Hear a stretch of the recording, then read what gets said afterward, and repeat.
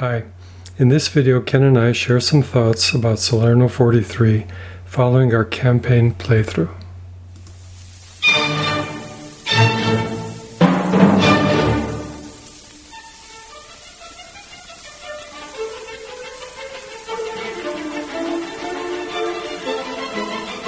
So, Ken, the Allies had a stunning victory. What are your overall thoughts about the game? I like the game. I like the way it's structured. I like the unit density. And the map size, too. I think the one map and the low counter density make it very accessible. However, I think one thing that makes it maybe a little less accessible, it's not a game of maneuver, and it's very dependent on terrain. For example, you've got tanks, but they're not much use except in the flatland. Once you get into the hills, and there are a lot of hills and mountains, you don't get the armor shift. Also, the hills double your defensive value. So it seems just about anywhere you go on the map, the defender gets to double his value. It shows another weakness of the tanks. They're not doubled, are they? I don't know. No. In those cases. But the difference, tanks do not make the difference in this game, I don't think. No. I think the bigger difference are the ASUs, the artillery, and the elite units. Because you get an elite shift, gets you one shift to the right for the attacker. It's a lot to do with the column shifts. Yeah. You need the column shifts. But back to terrain then. So we talked about it doubles defensive value. There's no armor shift. It also presents movement, retreat, and supply challenges. Specifically, mountain hex sites, and the fact that the Germans have a lot of motorized units. And they pretty much need to stay on or near the road because it's easy. I found it, unfortunately, all too easy for the Germans to get trapped in a valley. They often risk being surrounded. It's very similar to Normandy 44. And I think Mark Simonitch also borrowed some elements from Stalingrad 42. But I think as far as the way it plays and the way it looks and the size of the game, it's more similar to Normandy 44. I think Mark Simonitch also has plans to introduce additional fronts in the Italian campaign. In other words, moving up the coast, there may be one or two more additions to this. And possibly, I don't know if he's thinking of having the maps being able to link up for some kind of a grand campaign. I don't know if you heard anything about that. No, I have not, but that would be super cool. Ken, I think you also had some thoughts about the combat system, the combat chart, and determined defense and all that kind of stuff. What are your thoughts? So I was looking at the combat chart, and I didn't do a deep statistical dive on it. I had just some thoughts on how it looks. So up to 1 to 3 to 2 to 1 is pretty linear. I mean, everything, it's just adding an A to 1 on there and shifting it down. Okay. Once you get to 3 to 1, from 2 to 1 to 3 to 1, there's like a kind of a transition of how the outcomes come. If you look at them, there's more attacker death on 2 to 1 and less on 3 to 1. On 3 to 1, there's a 1/3 chance of an allied step loss. On 2 to 1, there's 1, 2, 3, 4, 2/3 chance of an allied. You mean step the attacker? Loss. Sorry. Yeah, I should be saying attacker. I'm thinking ally because I was playing them. you played them, yeah. Yes. There's a way difference between 2 to 1 and 3 to 1. If you can get up to 3 to 1, and you generally start at 1 to 1. So you need 2 shifts to get past that, to go from 2/3 chance of taking a step loss to 1/3 chance. And even at that, you have the dreaded exchange. Yeah. Okay. So for the Germans, it was, I think, much harder to get to 3 to 1 than it was for the Allies. Reason being, Allies usually had air, some sort of air. That's where support. you get that one extra, yeah. Yeah, and if you're close to the coast, of course, you get the naval support, but that goes away pretty quickly. And then you have a lot of artillery, and once you've got Salerno, your odds of getting 2 supply points per turn are dramatic. Your artillery is generally going to be in supply. And the other thing with the Germans on the attack, like if I can build my guys up to 3 to 1, usually you've got an air support to bring it back down to 2-1. So I found myself often in a situation where I was attacking and it ended up being 2-1.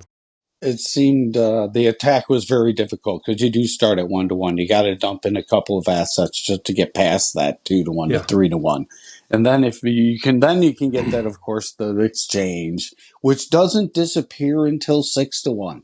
That's what you Yeah. want to, Yeah. at about 5-1, it starts to turn, but you still have that exchange where you can get really hurt. Okay. Yeah. Then you move over into the 6-1 column, and then you're like, okay, well, you usually put in enough that if you get the 1, then, you can take step loss off whatever you like.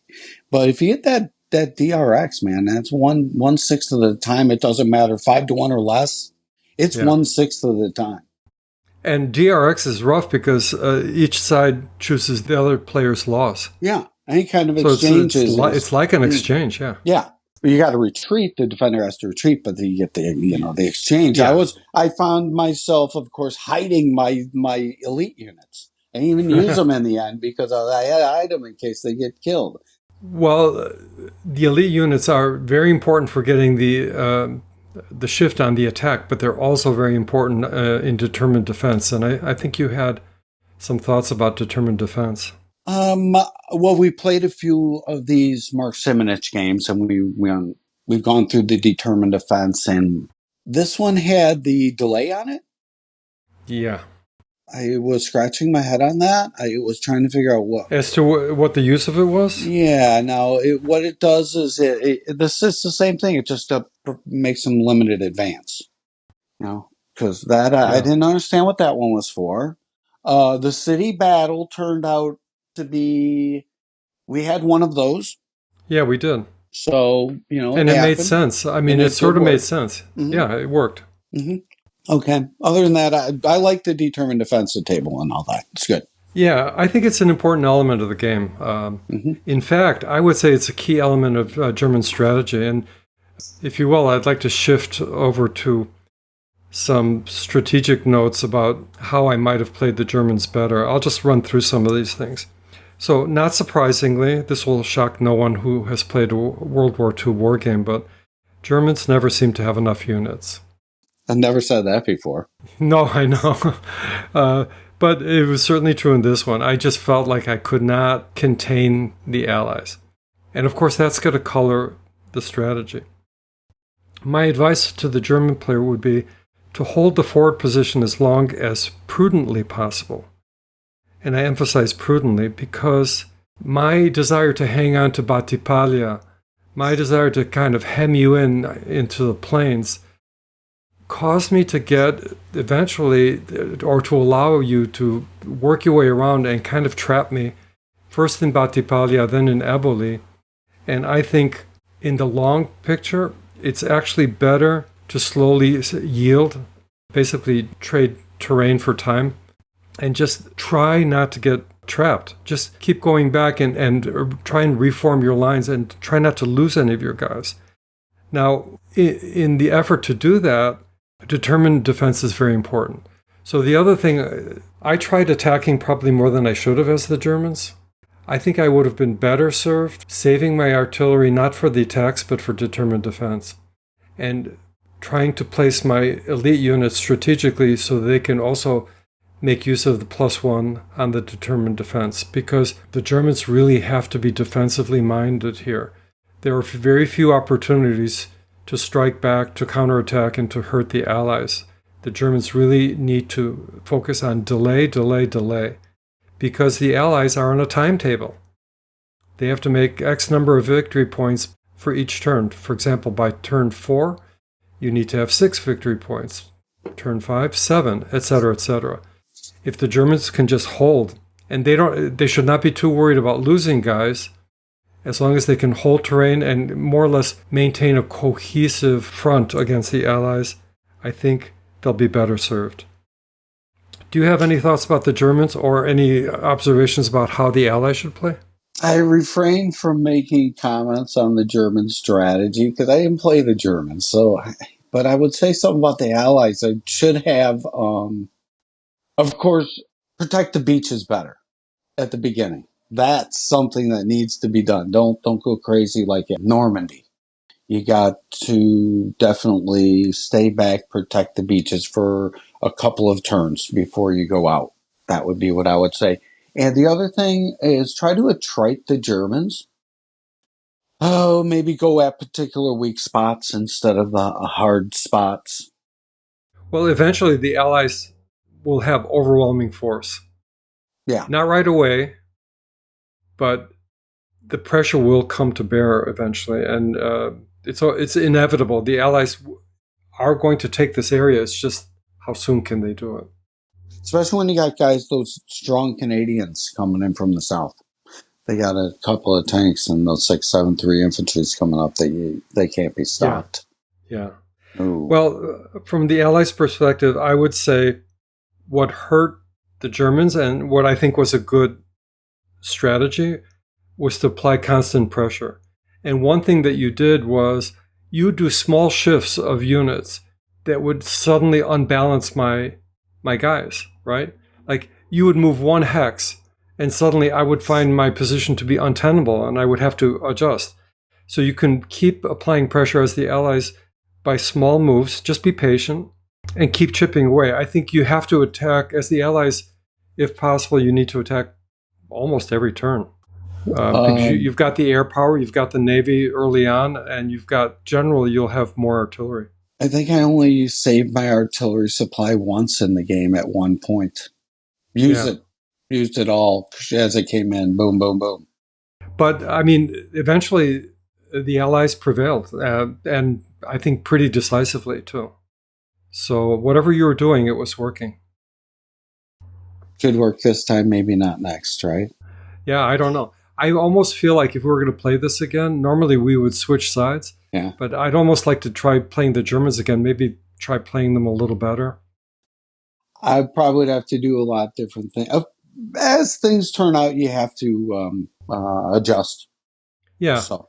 That reminds me, though, I think this game has pretty decent replay value.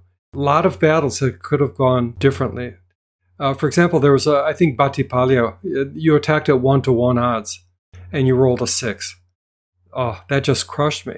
But it could have gone the other way. Yes. And there was more than once where I could easily see. So I'm not complaining about it. I'm just saying that the balance of play could have swung radically in a different direction had the dice just been a little different. Like, for example, I missed on the weather. First time I could have gotten air resupply. The dice skipped over it. I missed my opportunity to get German air unit. You know, it went from B to D on the weather chart. That could have been bad. That it could have turned out differently. We lost a rain turn. Not lost, but we skipped over a rain turn later on. That could have had a significant impact in a different direction. So there were a lot of these things where two people play the same sides a second time, a third time, and you can get wildly different results. And I think that makes it a good game design. It is very good. That's why there are a lot of these games. They're good. They're well designed. The rules are just great. We never Very had well to written. question anything or go to the Board Game Geek and ask the designer about anything. Right. There were you got to get used to the mountains and the rivers. Yeah. Because there's a lot of them. Yeah, we made a few mistakes here and there. I don't think it had a drastic impact. The out of supply issue, we weren't doing it entirely right until later. And I also early in the game, you destroyed one of my recon units, and I realized after the fact that I could have retreated the unit instead of taking the loss. But maybe those units need to be used in that capacity. How? I don't know. I think they should be used as screens. Yeah, as screening elements to inhibit your ability to advance along a certain line. They have a good army. What do you mean? They have a good army. The Germans do? Yes. Yeah. Although we didn't quite get to this point, but the Germans, they lose the 16th Panzer.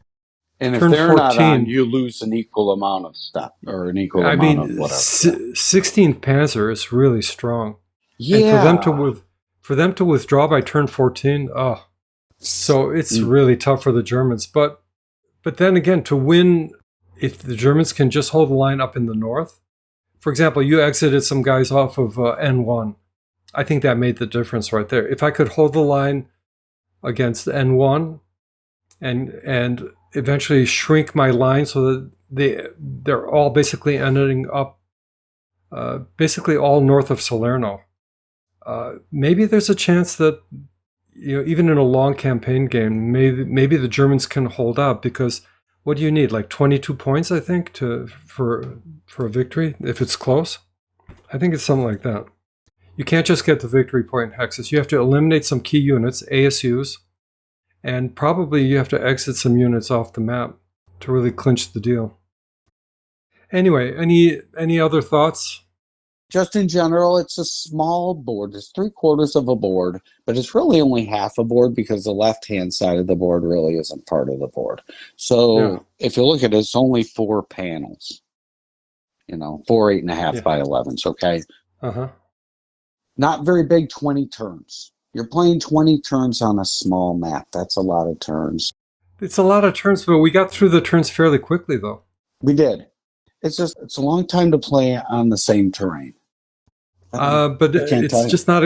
I don't think it's a game of maneuver. It's unless you make a breakthrough, then you make a run for it. Yeah.